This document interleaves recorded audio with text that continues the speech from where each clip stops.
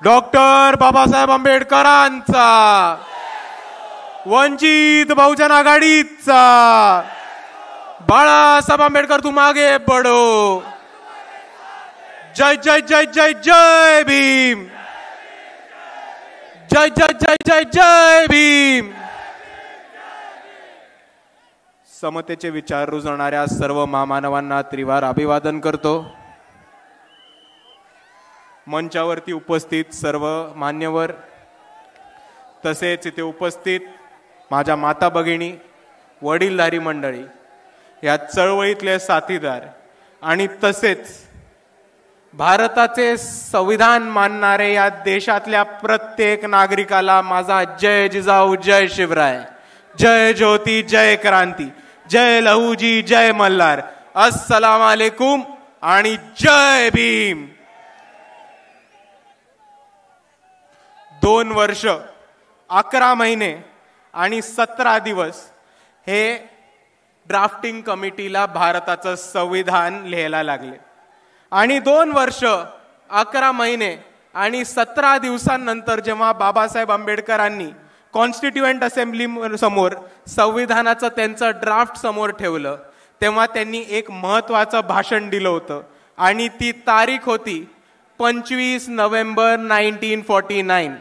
आणि म्हणून 25 नोव्हेंबर रोजी ज्या विजननी, ज्या विचारांनी आणि ज्या विचारधारेने बाबासाहेबांनी संविधान लिहिलं होतं, त्या विचारांना, त्या विजनला आणि त्या विचारधारेला वाचवून ठेवण्यासाठी आणि त्याचा सन्मान करण्यासाठी वंचित बहुजन आघाडी 25 नोव्हेंबर रोजी शिवाजी पार्कवरती संविधान सन्मान महासभा घेत आहे. आणि मी आपल्या सर्वांना एवढं सांगतो की ह्याच्या पुढच्या प्रत्येक वर्षी वंचित बहुजन आघाडी 25 नोव्हेंबर रोजी शिवाजी पार्कला इतक्याच मोठ्या गर्दीनी, इतक्याच मोठ्या ताकदीनी, इतक्याच मोठ्या संख्येनी दरवर्षी संविधान महासभा घेत राहील आणि आपल्या सर्वांना यायला भाग आहे.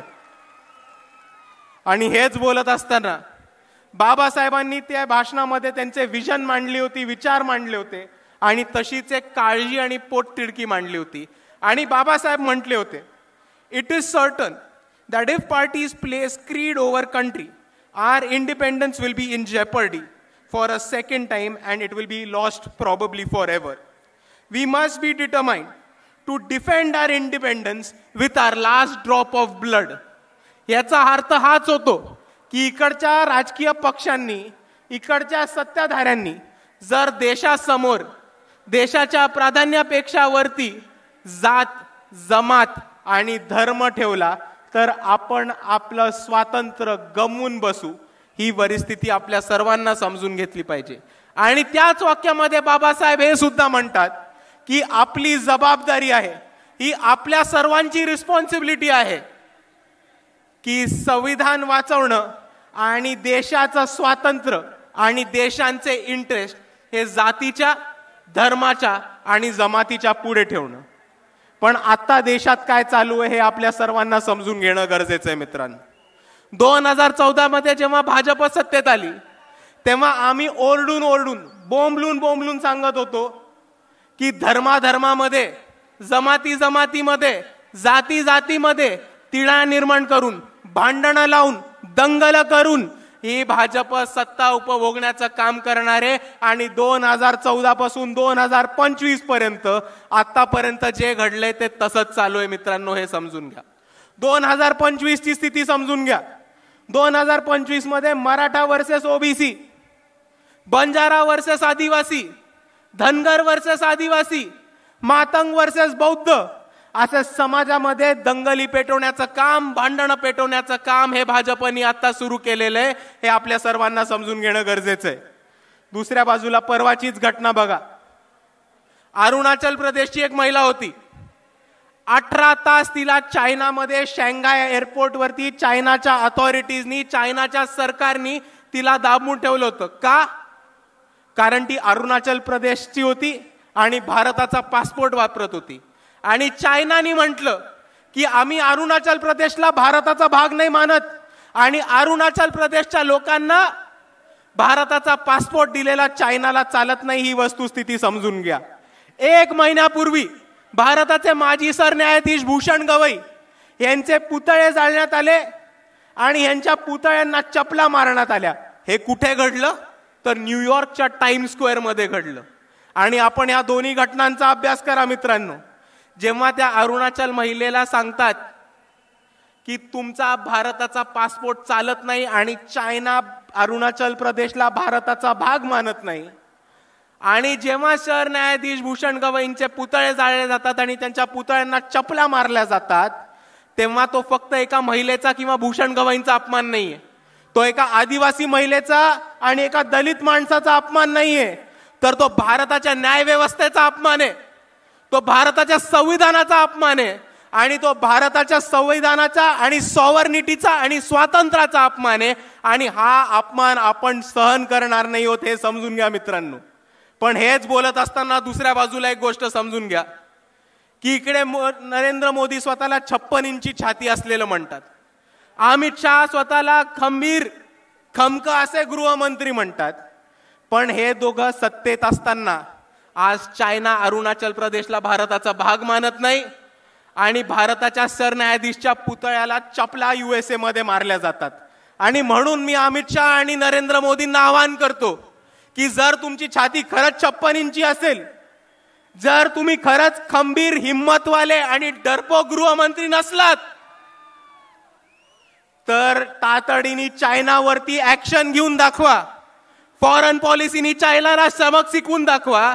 आणि दुसऱ्या बाजूला ज्या ज्या भारतीय नागरिकांनी, ज्या ज्या NRIंनी भूषण गवईंच्या पुतळ्याला चप्पल मारायचा प्रयत्न केला, त्यांचे व्हिसा आणि पासपोर्ट रद्द करून दाखवा. मग आम्ही मानू की तुमची छाती खरंच 56 इंची आहे आणि मग आम्ही मानू की अमित शहा मध्ये खरंच दम आहे. नाहीतर तुम्ही समजून घ्या, 5-25 चायनाचे ऍप बंद करून काही नाही होत. चायनाला उत्तर द्यायचं असेल तर ताकदीने उत्तर द्यायला लागणार आहे, हे आपण समजून घ्या. आणि दुसऱ्या बाजूला मोदी आणि अमित शहा हे NRIंच्या विरुद्ध आणि अमेरिकेत बसलेल्या NRIंच्या विरुद्ध ऍक्शन नाही घेणार, कारण हेच NRI लोक आहेत जे भाजपला USA मध्ये बसून भरघोस पैसा पोचवतात, हे आपण दुसऱ्या बाजूला समजून घ्या. आणि भारतामध्ये आणि अमेरिकेतल्या गोष्टी बोलत असताना परवाच एक रिपोर्ट आलाय की $3,30,000 हे RSS नावाच्या अनधिकृत टेररिस्ट ऑर्गनायझेशननी USA मध्ये स्क्वायर पॅटसन बॉक्स नावाच्या एका कंपनीला दिले होते लॉबिंगसाठी आणि USA मधली निर्णय प्रक्रिया बदलण्यासाठी.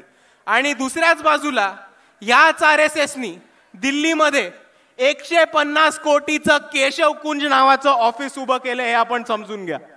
आता मला एक प्रश्न सांगा की जी संघटना जिची कोणती रजिस्ट्रेशन नाहीये, ज्याची कोणती नोंदणी नाहीये आणि जी भारताचं संविधान मानत नाही, ही संघटना $3,30,000 USA ला कसे पाठवते? ही संघटना 150 कोटीचं ऑफिस दिल्लीमध्ये कसं बांधते? आणि जर इकडच्या सरकारकडे त्याची उत्तरं नसतील, जर इकडच्या इन्कम टॅक्स डिपार्टमेंटकडे त्याची उत्तरं नसतील, तर ही एक धोक्याची घंटा ही आपण सर्वांनी समजून घेतली पाहिजे.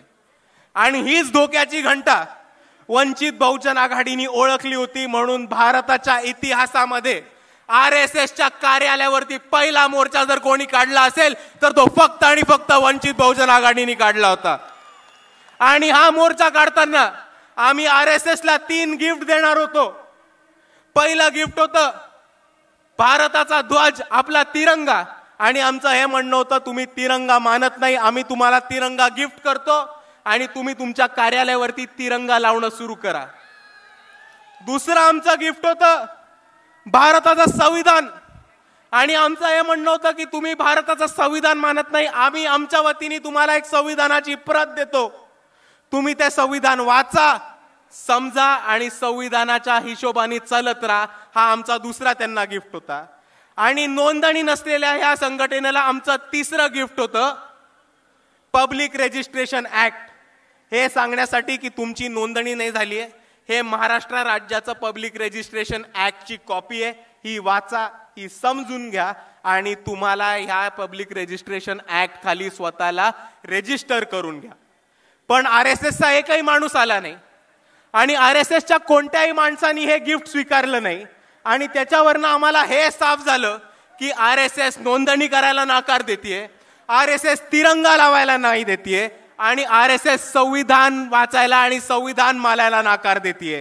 आणि जे संघटना ह्या देशामध्ये संविधान मानत नाहीत, स्वतःला रजिस्ट्रेशन करत नाहीत आणि स्वतःला तिरंगा फडकवण्याची हिंमत करत नाहीत, त्याला आम्ही दहशतवादी आणि टेररिस्ट ऑर्गनायझेशनच म्हणणार. आणि आपला जो मोर्चा झाला होता, आपल्या मोर्चाची धास्ती RSSनी घेतलीये. आपल्या मोर्चाची धास्ती बरोबर RSSनी घेतलीये. नाव घेतलं नाही आपलं, बहुतेक घाबरत असतील. नाव घेतलं नाही आपलं, पण मोहन भागवतांनी बरोबर उत्तर दिलं आपल्याला. आणि ते काय म्हणाले की आमची नोंदणी ही आमची स्थापना ही ब्रिटिश काळामध्ये झाली होती, म्हणून भारत स्वातंत्र्य झाल्यानंतर आम्हाला परत नोंदणी करायची गरज नाही.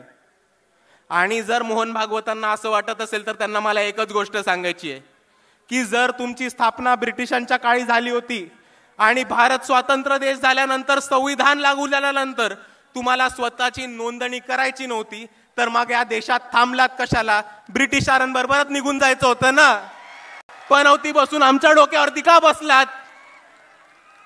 आणि म्हणून मी RSSला एकच गोष्ट सांगतो कि इस देश में रहना होगा तो संविधान मानना होगा.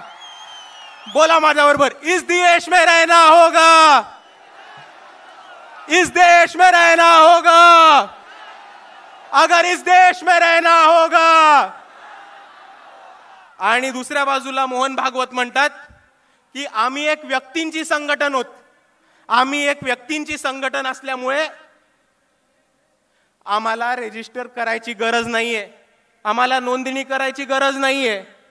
आणि म्हणून मला इकडच्या न्याय व्यवस्थेला एकच प्रश्न विचारायचा आहे की जर 5 लोक, 5 व्यक्ती एकत्र येऊन एक संघटन बनवत असतील, उदाहरण घ्या तर मी आहे, माझ्या बरोबर चेतनदादा आहिर आहेत, सागरदादा गवई आहेत, स्नेहलताई सोनी आहेत, तय्यबभाई जफर आहेत, शमीबाताई पाटील आहेत.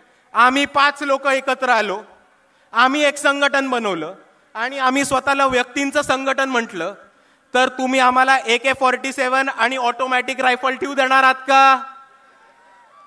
तुम्ही आम्हाला ऑटोमॅटिक वेपन्स ठेवू देणार आहात का? तुम्ही आम्हाला जिल्ह्यामध्ये, तालुक्यामध्ये संघटन बनवू देणार आहात का? तुम्ही आम्हाला जिल्ह्यामध्ये, तालुक्यामध्ये चंदा इकट्ठा करू देणार आहात का? आणि या चंदा इकट्ठा केल्यावरती आम्हाला टॅक्स माफ करणार आहात का? हे इकडच्या न्याय व्यवस्थेने आम्हाला सांगितलं पाहिजे. आणि जर या 5 गोष्टींना तुमचं उत्तर नाही असेल तर माझी तुम्हाला विनंती आहे की हेच नियम, हाच कानून आणि हेच संविधानाचे कलम RSSला सुद्धा लागू करा आणि RSS नोंदणीकृत करा. आणि हे नसेल करता येत तर RSS बॅन करा. आणि म्हणून मी म्हणतो RSS मुर्दाबाद, RSS मुर्दाबाद. आणि म्हणून मित्रांनो एक गोष्ट समजून घ्या की मोहन भागवत अजून एक गोष्ट म्हटलेत की आम्ही व्यक्तींची संघटन आहोत म्हणून आम्ही नोंदणी नाही करणार. आम्ही व्यक्तींची संघटन आहोत म्हणून आम्ही नोंदणी नाही करणार.